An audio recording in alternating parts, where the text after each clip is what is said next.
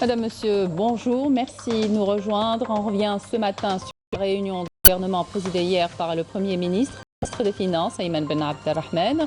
5 secteurs étaient à l'ordre du jour. Les détails dans un instant. L'actualité nationale marquée par la rentrée universitaire 2021-2022. Le coup d'envoi officiel a été donné ce matin par le ministre de l'Enseignement supérieur et de la Recherche scientifique à l'École des hautes études commerciales au pôle universitaire de Rléa à Tipaza. Pour l'actualité également, la rentrée universitaire des écoles supérieures. On vous présentera à cette occasion l'École nationale supérieure de conservation et de restauration des biens culturels qui vient d'ouvrir ses portes. Voilà pour les titres. Bienvenue à tous. Le Premier ministre des Finances, Ayman Ben Abdelrahman, a présidé hier une réunion du gouvernement. Les membres du gouvernement ont examiné un avant-projet de loi organique, 2 avant-projets de loi et 2 projets de décret exécutif. Un projet de loi relatif à la lutte contre la spéculation illicite, un projet initié par le ministère de la Justice en application des directives du président de la République. Le gouvernement a entendu un exposé présenté par le ministre de la Communication relatif à l'avant-projet organique relatif à l'information, l'avant-projet de loi relatif à l'audiovisuel. Le gouvernement a entendu également un exposé du ministre des Travaux publics relatif à 2 textes, le projet de décret exécutif relatif à la réalisation du dédoublement du chemin de wilaya reliant Hrawa à Ouled Moussa et le projet de décret exécutif portant déclaration d'utilité publique relative à la réalisation des travaux de protection de dédoublement du chemin de wilaya à Draria. Le gouvernement a entendu une communication présentée par le ministre de l'Enseignement supérieur et de la Recherche scientifique sur les préparatifs de la rentrée universitaire 2021-2022. Enfin, une autre communication a été présentée par le ministre de la Formation et de l'Enseignement professionnel sur les préparatifs de la prochaine rentrée de la formation professionnelle.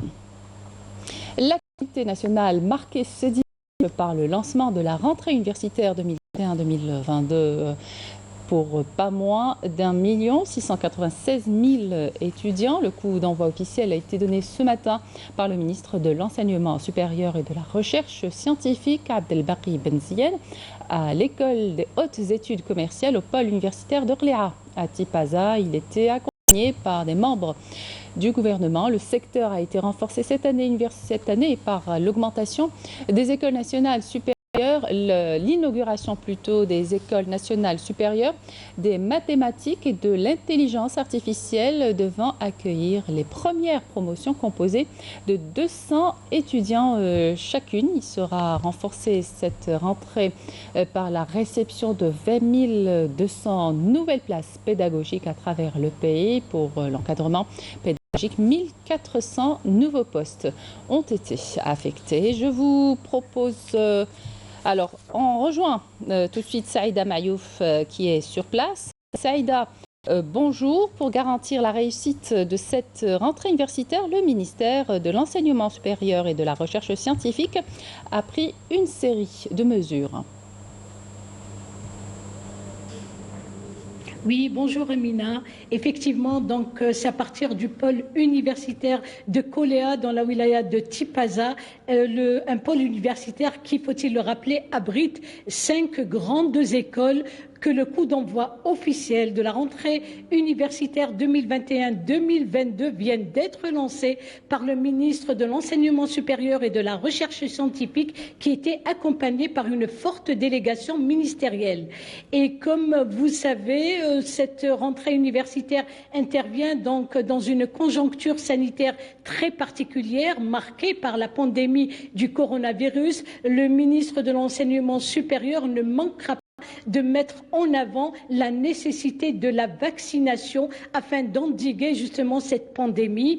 Par ailleurs, il mettra en exergue 2 volets très essentiels dans la formation, à savoir le recours à la numérisation et l'impératif donc d'associer le monde universitaire à celui du travail donc économique afin d'asseoir et de parvenir à cet essor socio-économique tant escompté. Pour avoir plus éclairage sur ces volets mentionnés par le ministre de l'Enseignement supérieur. J'ai avec moi Monsieur Sahel Sidi Mohamed, qui est directeur de l'École nationale supérieure de management, pour avoir plus d'éclairage. Monsieur, s'il vous plaît. Bonjour. Aujourd'hui, nous avons eu le plaisir et l'honneur d'accueillir Monsieur le ministre avec une délégation ministérielle pour le lancement de l'année universitaire 2021-2022. Il faut le rappeler, dans une situation exceptionnelle où Monsieur le ministre a mis l'accent sur la formation en hybride. D'accord, il faut continuer la formation en hybride, en présentiel et à distance. Aussi, Monsieur le ministre a mis l'accent sur le programme du secteur qui cadre avec le programme du gouvernement, dans le sens où il a mis l'accent sur la gouvernance des établissements de l'enseignement supérieur, il a mis l'accent de l'adéquation de la formation et de la prise en charge et l'accompagnement des étudiants avec le protocole sanitaire. Aussi, il faut dire que ce que nous faisons ici dans le pôle universitaire de Qala'a, c'est un pôle d'excellence, bien sûr. Le Tipaza, la wilaya de Tipaza, abrite 6 établissements de l'enseignement supérieur, le centre universitaire de Tipaza à Tipaza et 5 écoles, grandes écoles, ici à Qala'a. Très bien, la numérisation aujourd'hui, un défi de taille. Oui, la numérisation, à l'instar des autres pays, c'est un défi qu'il faut relever. Et par rapport aux 2 années précédentes que nous avons vécues avec le coronavirus, bien sûr, ça nous a permis de bien s'approprier de cette technique d'enseignement à distance pour le mettre au même niveau de ce qui se fait à l'international. Et c'est un outil qui permet aux étudiants d'avoir la présence des enseignants 24 heures sur 24, si j'ose l'appeler comme ça, moyennant des supports pédagogiques pour une formation adéquate aux aspirations des parties prenantes. L'espoir pour cette année? L'espoir pour cette année, c'est Inch'Allah, Rabbal Alamin yarfa alina hada al-waba. Et on essaiera d'être au niveau des espérances escomptées de la part des autres autorités de l'État dans notre secteur. Inch'Allah, on aura un produit en adéquation, comme je l'ai dit, avec les aspirations du secteur socio-économique, dans le sens où on doit répondre aux attentes du secteur socio-économique. Très bien, donc sur cet espoir, nous souhaitons une rentrée scolaire, une rentrée universitaire, pleine de succès à nos étudiants et à toute la corporation donc universitaire. Voilà ce qu'il y avait à dire donc, concernant ce lancement de la rentrée universitaire pour cette année. Saïda Mayouf, merci à vous et à votre invité pour tous ces détails. La ministre de la Culture et des Arts préside la rentrée universitaire des écoles supérieures relevant de son secteur à l'École nationale supérieure de conservation et de restauration des biens culturels qui vient d'ouvrir ses portes. À Tipaza, l'école reçoit pour sa première promotion 35 étudiants qui vont suivre une formation de 2 années de futurs experts en restauration et conservation des biens culturels. Reportage Walid Qadri, le commentaire est signé Siam Kenouch. C'est à l'intérieur de cet établissement que les amoureux de l'art antique pourront suivre une formation qui fera d'eux des experts en matière de conservation d'œuvres antiques et de vestiges.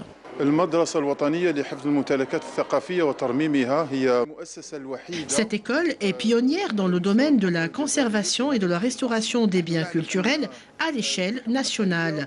Nous sommes conscients que l'œuvre archéologique se base sur 2 volets, l'artistique et l'historique. L'étudiant doit maîtriser les 2 côtés.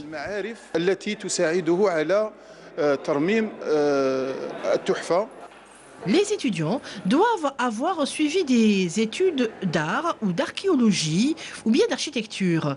L'école propose des cours théoriques et pratiques pour une meilleure maîtrise de la conservation et de la restauration d'œuvres d'art dans les musées ou sur des sites archéologiques. L'école accueille des étudiants qui ont terminé leur licence en archéologie, en art ou en architecture. On leur propose une formation très technique.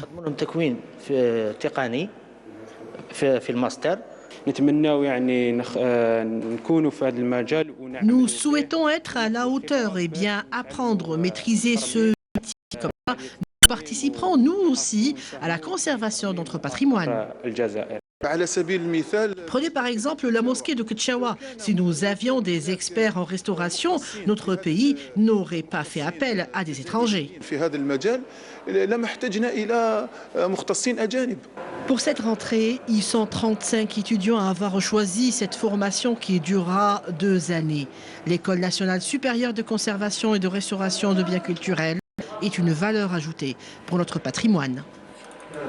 Et la restauration du patrimoine peut aussi passer par des robots. On vous emmène au premier concours national de robotique qui a drainé des dizaines de participants, de petits génies qui ont créé des robots autonomes et autres téléguidés. Couverture signée Raouf Hammoud. Inédit, c'est le moins que l'on puisse dire du premier concours national de robotique organisé au Palais de la Culture Moufti Zakaria. Une compétition qui a donné l'occasion aux jeunes participants venus des 4 coins du pays de démontrer tout leur savoir-faire et leur créativité dans le domaine de la robotique. إلينا نحن فريق أوتوفوتون هدف هذه المشاركة الأول هو التعلم واكتساب الخبرة في مجال ربما كما ذكرت سابقا لم نحصل على أي فرصة للتجربة فيه. بهذا التجربة والتعلم هما أهم شيء قبل الفوز بالمراتب الأولى أو المرتبة الأولى والحصول على الجائزة الكبرى.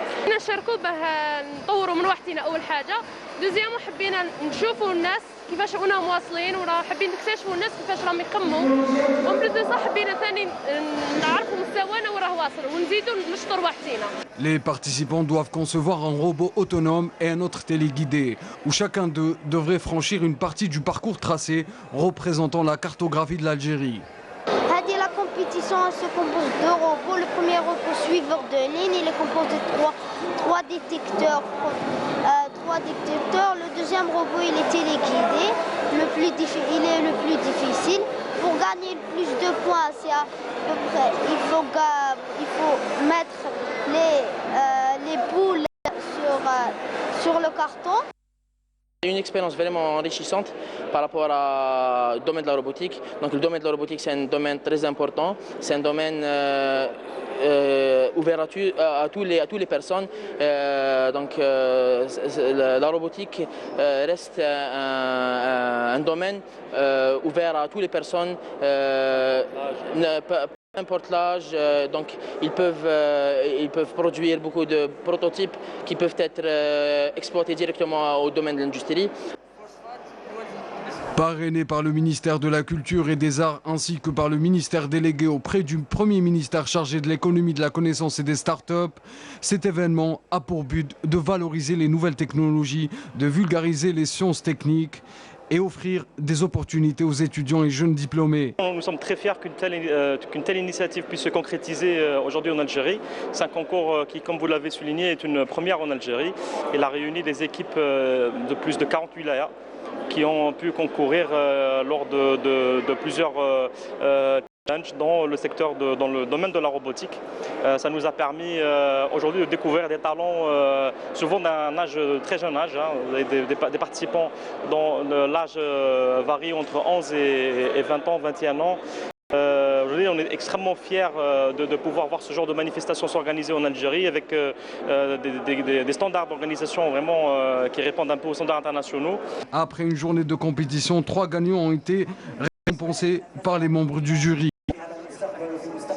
Histoire à présent, une grande marche est prévue ce 17 octobre à Paris, en France. Une date qui rappelle les crimes commis par la France coloniale contre le peuple algérien qui réclamait pacifiquement la liberté et l'indépendance. Hier, plusieurs historiens et membres associatifs ont animé à Paris un débat autour de ces événements. Des appels ont été lancés pour la restitution de la vérité. La correspondance de Afaf Belouchette. Reconnaissance du crime d'État, ouverture de toutes les archives, c'est l'un des appels lancés à cette réunion publique animé par les membres du collectif unitaire pour la reconnaissance des massacres du 17 octobre 61, qui regroupe plus d'une centaine d'organismes d'associations répartis sur l'ensemble du territoire français. Il y a, et il faut le constater, en 20 ans, eu des changements significatifs, ce que j'appelle une finalisation des mobilisations du 17 octobre 1961, c'est-à-dire une extension à un nombre très important de villes en région, et ce qui va se passer et ce qui se passe d'ores et déjà en témoigne. Il y a des initiatives très nombreuses à Marseille, à Grenoble, à Lyon, à Vaux-en-Velin, à Strasbourg, dans la région parisienne. De ce point de vue-là, c'est très positif. Reste qu'on ne peut pas faire non plus, évidemment, abstraction de la situation politique française. Je ne suis pas particulièrement optimiste sur ce qui va être dit par les autorités de l'État relativement au 17 octobre 1961.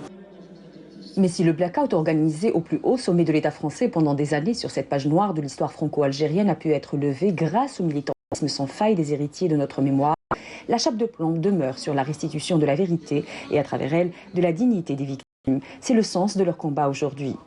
Il faut cette reconnaissance d'État pour commencer après des éventuelles réparations. Les réparations, elles sont symboliques, elles sont psychologiques, elles sont politiques, elles sont éventuellement financières. Et ce que l'on sait, sans aucun doute, c'est que dans tous ces mouvements d'émancipation, c'était le peuple algérien qui était en marche le 17 octobre 61. Si reconnaissance il y a aujourd'hui ou demain, ce sera encore le peuple dans sa diversité. Cette fois-ci, tous ceux qu'on appelle les héritiers de l'immigration algérienne d'une part, mais de manière très large, tous ceux et toutes celles qui sont victimes de ce racisme d'État, qui ne se reconnaissent plus dans cette discrimination, ce couvre-feu qu'on a finalement dans la tête, ces contrôles aux faciès. Ce sont des gens qui se vivent encore aujourd'hui dans une altérité par rapport à la France telle qu'elle se définit avec cette république soi-disant immaculée qui a toujours été soi-disant très propre alors qu'elle a commencé dans le sang et dans la torture. Pour les spécialistes, les maux dont souffrent les jeunes héritiers de cette mémoire en France puisent leurs origines dans cette relation de cause à effet entre racisme et colonialisme.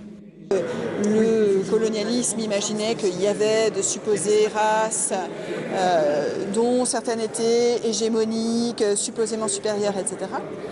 Donc il s'est servi de ce racialisme, d'un système de domination organisé qui essayait de justifier, y compris par des arguments pseudo-savants, pseudo-scientifiques, ce qui en fait était une véritable spoliation, un véritable pillage et en effet des crimes contre l'humanité, ce qu'a représenté le colonialisme. Une reconnaissance franche, sans ambiguïté et sans surenchère, c'est ce qu'attend ce collectif, malgré les dernières déclarations du hôte de l'Élysée. Là, ce qu'a fait M. Macron, ça s'appelle de la politique. Mais je sais que derrière ça, il y a les lobbies de l'OAS. Il y a des lobbies racistes qui soufflent le feu, les braises, et ils soufflent sur l'huile. Et donc, c'est là-dessus, c'est contre cela qu'il faut se battre. Et donc aussi, les Français héritiers de l'immigration algérienne, ils ont un rôle important aussi à faire en sorte de faire respecter la mémoire de leurs parents. La mémoire de leurs parents, qui est une mémoire importante, qui est une mémoire de combat. Ce n'est pas une mémoire du misérabilisme, c'est une mémoire de combat, c'est une mémoire d'hommes et de femmes qui ont été très courageux ce 17 octobre 1961 et nous en sommes fiers. En clair, ces militants et collectifs n'entendent pas laisser sacrifier ce 60e anniversaire sur l'autel d'une campagne présidentielle française au relent négationniste et profondément raciste, disent-ils. Ils appellent entre autres à une grande marche le 17 octobre prochain sur les lieux du crime en démarrant du cinéma Le Rex sur les grands boulevards à Paris. Et la contribution de notre communauté à l'étranger pour l'édification de l'Algérie nouvelle est de plus en plus constatée. C'est le cas de Noura Bouhali. Elle est présidente de la Cour internationale d'arbitrage basée à Washington. Elle souhaite apporter son expérience et son savoir-faire pour les entreprises algériennes. Une motivation plus que professionnelle. Elle est pour elle existentielle. Portrait signé Samia Bouarouja. Elle porte l'Algérie dans le cœur.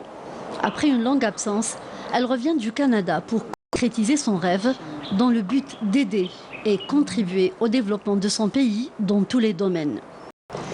Noura Bouhali, juge internationale dans le domaine commercial et économique. J'ai commencé mes études d'abord ici en Algérie, j'ai grandi en Algérie, donc je suis partie peut-être un peu plus jeune. J'ai fait mes études anciennes de combattant de Web Zouar. Jamiat Web Zouar, et j'ai fait un diplôme en génie mécanique, comme ingénieur en génie mécanique. Et de là, l'aventure a commencé. Je me suis retrouvée au Canada. J'ai refait un autre diplôme d'ingénieur en génie industriel. Et j'ai travaillé dans mon domaine. Et à un certain moment, quand on atteint nos objectifs, quand c'était du moins tracé et rêvé de faire, quand on complète ce qu'on voulait faire, c'est à ce moment-là qu'on revient à se ressourcer et dire qu'est-ce que je peux maintenant présenter. Et on arrive sur Terre, on n'est pas là juste pour manger et dormir, donc on se dit ce que j'ai fait pour moi, je l'ai fait, maintenant qu'est-ce que je peux faire aux autres, hein, je ne serai pas passée sur Terre, c'est vraiment comme ça que c'est parti.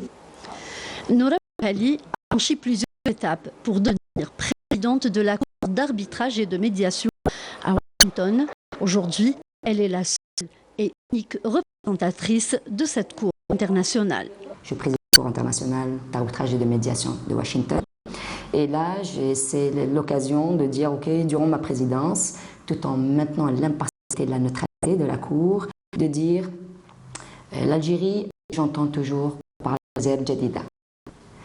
Et tous ceux-là qui sont véritablement, qui ont à cœur ce pays, on se dit qu'est-ce que nous pouvons faire, chacun de son côté, sans voir ce que l'autre a fait ou n'a pas fait.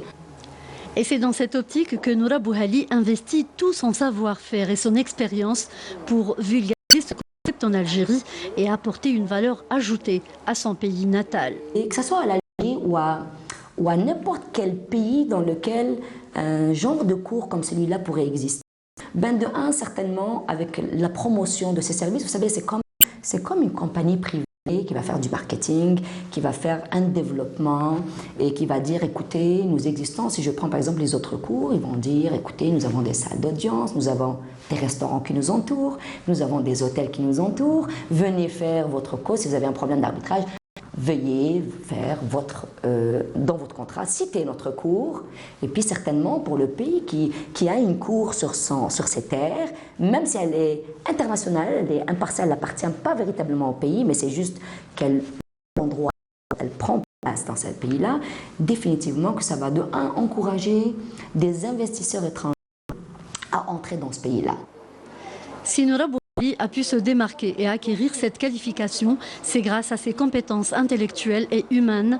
Elle est certainement un bon exemple à suivre. Dans l'actualité également, un tremblement de terre d'une magnitude de 3,6 sur l'échelle de Richter a été enregistré ce dimanche matin à 6h15 à Ain Dfla. Le CRAG indique que l'épicentre de la secousse a été localisé à 1 km au nord-est de Ain Benyen, dans la wilaya de Ain Dfla. Les unités de l'armée populaire de libération sahraoui ont bombardé le siège du commandement du 43e bataillon des forces d'occupation marocaines dans la zone d'Amitir el-Mkhinza, dans le secteur de Mahbes. Les unités de l'APLS ont ciblé hier des retranchements des forces d'occupation marocaines dans la zone de Khanqa Houria, secteur de Smara, et celle de et Akwira Oued Blel à Mess. L'association Al-Fajr a organisé hier au stade de Touba un match entre deux équipes féminines, Aqbou et Al-Centre, une initiative qui entre dans le cadre de la prévention contre le cancer du sein. Reportage Sid Ahmed Raib. Je lance un appel à toutes les femmes algériennes ou la machire algérienne, à toutes les femmes باش يروحوا يديروا dépistage تاعهم le plus vite possible. Ça me fait un grand plaisir de participer à cette initiative parce que c'est vraiment intéressant de sensibiliser les femmes surtout le cancer de sein هذا.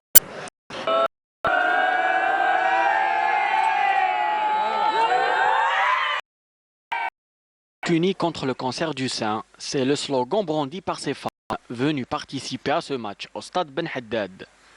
Le dépistage précoce reste primordial pour se prémunir de cette maladie qui touche une femme sur 8 en Algérie. On voudrait que les femmes puissent comprendre quel est l'apport qu'on peut donner, quel est le but de ce match, qu'on voudrait justement que les femmes comprennent que ça les concerne. On dit que le cancer du sein concerne toutes les femmes. Hein. Ça concerne légèrement les hommes, mais les femmes surtout. Un match féminin, tout un symbole. Le sport aidant à se prémunir de toutes sortes de pathologies. Le sport diminue les risques du cancer du sein. Avoir une bonne hygiène de vie en plus de la pratique du sport permettra d'avoir une très bonne santé. Plus sport, très bonne santé, L'hésitation n'est pas une option, le dépistage précoce pouvant aider à sauver des vies. Une femme peut hésiter, parce que le dépistage, c'est d'abord, elle peut le faire toute seule à la maison. Quand on parle d'autopalpation, elle peut le faire toute seule. La deuxième chose, c'est la mammographie. La mammographie qui vraiment est douloureuse, pas invasive, et elle peut la faire sans problème dans tous les cabinets de radiologie. Plusieurs autres initiatives sont au programme de l'association El Fajr du mois d'octobre. C'est la fin de cette édition. Merci de votre attention. Tout de suite, les prévisions météo avec Fariel Chir. Excellente suite de programme sur Canal Algérie.